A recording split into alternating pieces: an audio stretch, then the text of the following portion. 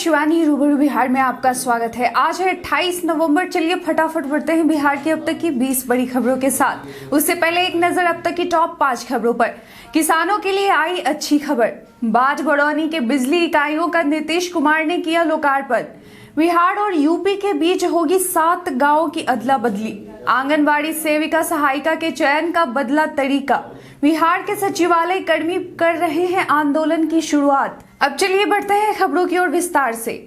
बिहार में निबंधित किसानों से अब 15 फरवरी तक धान की खरीद होगी। धान की कटाई कम होने के चलते सरकार ने इसकी खरीद की अवधि बढ़ाने का फैसला लिया है और इसके बारे में सभी 38 जिलों के 8000 क्रय केंद्रों को दिशा निर्देश जारी किया गया है। इससे पहले धान का खरीद का तिथि 31 जनवरी तक निर्धारित की थी। प्रदेश के धान विक्रेता किसानों के लिए यह और अच्छी खबर है। साथ ही आपको बता दें कि किसान सरकार के निर्देश पर 100 नए राइस मिलों में धान सुखाने के ड्रायर लगाए गए हैं। इससे धान बेचने में नमी अब बाधा नहीं बनेगी। राज्य में टीकाकरण अभियान निरंतर जारी है। कोरोना संक्रमण से बचाव को 16 जनवरी से शुरू हुआ टीकाकरण अभियान जारी है। इस बीच इस माह यानी नवंबर में शुरू हुए हर घर दस्तक अभियान ने इसे और मजबूती दी है। इसके तहत टीकाकर्मी लोगों के घर घर पहुंचकर टीका लगा रहे हैं। इस काम में ANM के अलावा आशा और दूसरे स्वास्थ्य कर्मियों को लगाया गया है। पहली और दूसरी डोज दोनों ही दी जा रही है।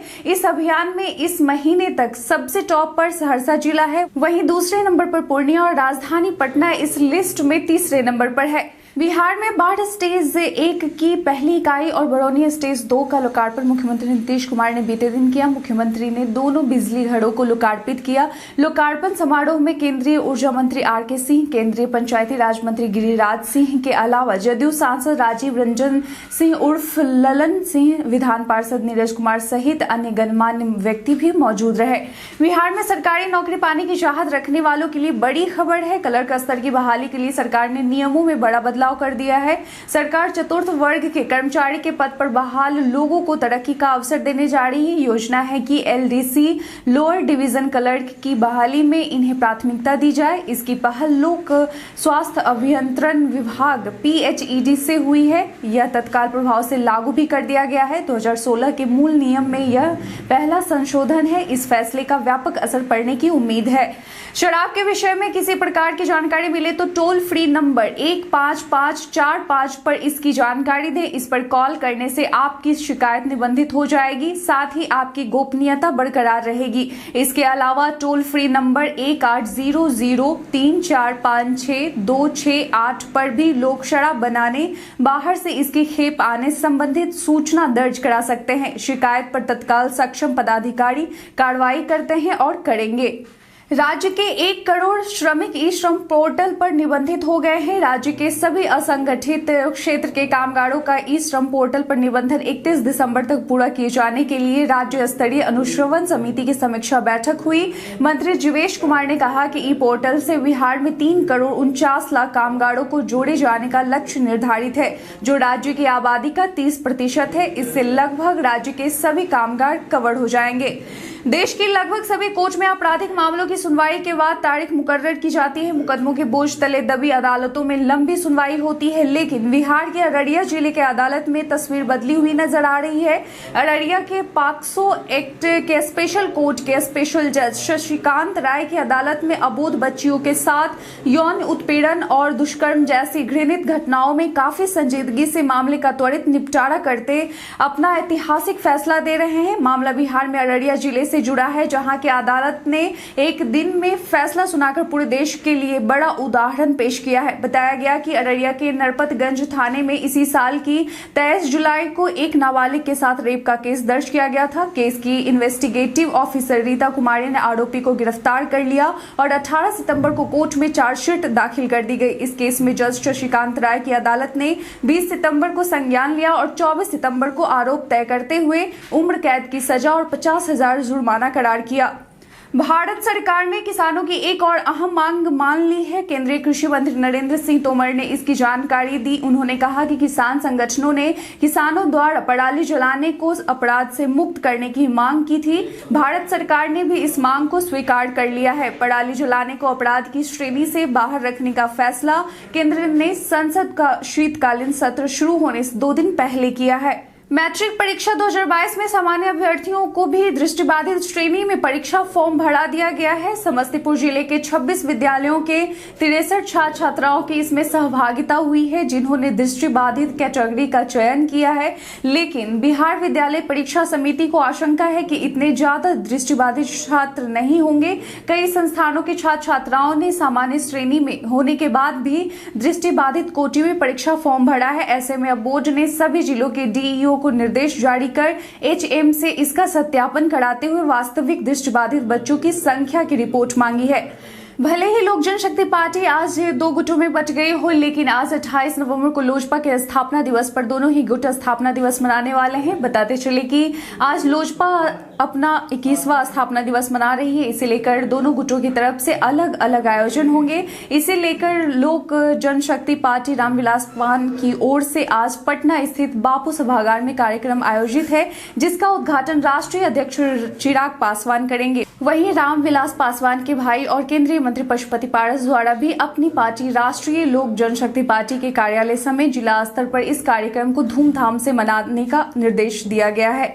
बेंगलुरु से पटना आ रहे एक विमान की नागपुर में इमरजेंसी लैंडिंग कराई गई। नागपुर एयरपोर्ट के एक अधिकारी ने बताया कि गो एयर के इस विमान में तकनीकी दिक्कत की वजह से आपातकालीन स्थिति में उतारा गया।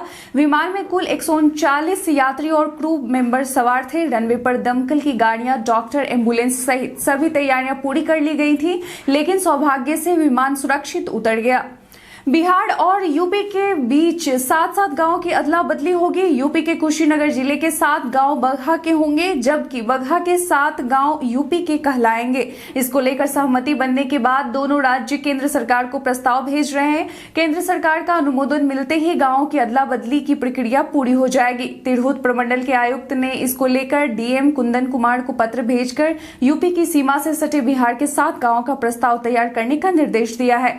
बिहार में ताबड़तोड़ विजिलेंस टीम का छापा मारा जा रहा है। 2 दिन पहले खनन मंत्री जनक राम के ओएसडी के घर, जहां से निगरानी विभाग को सोने की ईंट भी बरामद हुई थी, वहीं शुक्रवार को निगरानी टीम ने खनन मंत्री के आप्त सचिव मृत्युंजय कुमार के अररिया स्थित आवास पर छापेमारी की थी। इसके बाद फिर सासाराम जिले के भू अर्जन पदाधिकारी सह नगर आयुक्त राजेश गुप्ता के घर बीते दिन शनिवार को अहले सुबह विजिलेंस ने छापा मारा। अब तक मिली जानकारी के अनुसार निगरानी विभाग को राजेश कुमार गुप्ता के फारबिसगंज में जमीन के 30 कागजात बरामद किए गए, जिनकी कीमत करोड़ों में बताई जा रही है। वहीं पिछले 2-3 सालों में भाई के नाम पर अकूत संपत्ति अर्जित की है। अभी तक 2 लॉकर का पता चला है। अभी तक 20 लाख से अधिक नगद बरामद हो चुका है। काफी मात्रा में सोने का बिस्कुट बरामद किया गया है।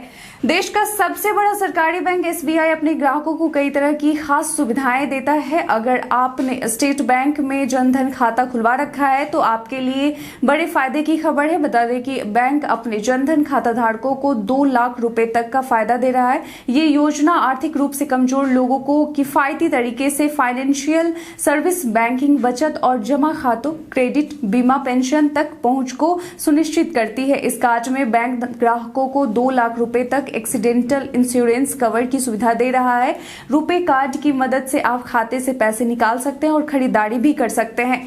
कटिहार की बेटी Himangi miss tin India body beautiful का खिताब जीतने में कामयाब हुई है। पटना से शुरू कर कई राउंड होते हुए आखिरी 20 प्रतिभागियों में दिल्ली में आयोजित फिनाले में कटिहार की बेटी को यह खिताब मिला है। लिम्का बुक ऑफ रिकॉर्ड द्वारा रिकॉग्नाइज संस्था एली पिछले 20 साल से अधिक समय में टीनेजर लड़का लड़कियों के लिए यह आयोजन करते आ रहा है। 16 साल के हिमांगी कटिहार स्कॉटिश स्कूल के 12वीं की छात्रा है और आगे वह मेडिकल की पढ़ाई के साथ साथ अभिनय की दुनिया में भी हाथ आजमाने पर विचार कर रही हैं। बिहार में अलग अलग प्रखंडों में अलग अलग समय पर पंचायत चुनाव हो रहा है। इसी बीच बेहद ही चौंकाने वाला मामला जमुई के खैरा प्रखंड से सामने आया है, जहां एक मरे हुए शख्स को प्रत्याशी बताकर वोट दिए गए। मतगणना 26 नवंबर को हुआ, लेकिन मतगणना के बाद लोगों को हैरान और आश्चर्य कर देने वाला परिणाम देखने को मिला। जिस शख्स की मौत हो चुकी है उसकी जीत हो गई है। जीतने वाले युवक का नाम सोहन मुर्मू बताया गया है। वह दीपाकर हर गांव के वार्ड संख्या 2 में पंच उम्मीदवार के रूप में खड़ा था। उसकी मौत 6 नवंबर को ही हो गई थी, लेकिन यह जानकारी अधिकारियों को नहीं दी गई। लिहाजा पंचायत चुनाव में बैलेट पेपर में सोहन मुर्मू का नाम और चुनाव चिन्ह छपा रह गया। बिहार में आंगनबाड़ी सेविका सहायिका का चयन अब इंटरव्यू और मेधा सूची के आधार पर होगा। इनके चयन के लिए अब आम सभा की जरूरत नहीं होगी। अगले कुछ दिनों में 5000 आंगनबाड़ी सेविका और सहायिका के चयन में इसी फॉर्मूले को लागू किया जाएगा। नियुक्ति के पहले प्रमाण पत्रों की जांच को अनिवार्य किया गया है। आम सभा की प्रक्रिया में धांधली की शिकायतें अधिक आने के बाद समाज कल्याण विभाग ने यह फैसला लिया है। बिहार के उत्पाद एवं मद्य निषेध विभाग के अपर मुख्य सचिव का पदभार संभालते के पाठक फुल फॉर्म में नजर आ रहे हैं।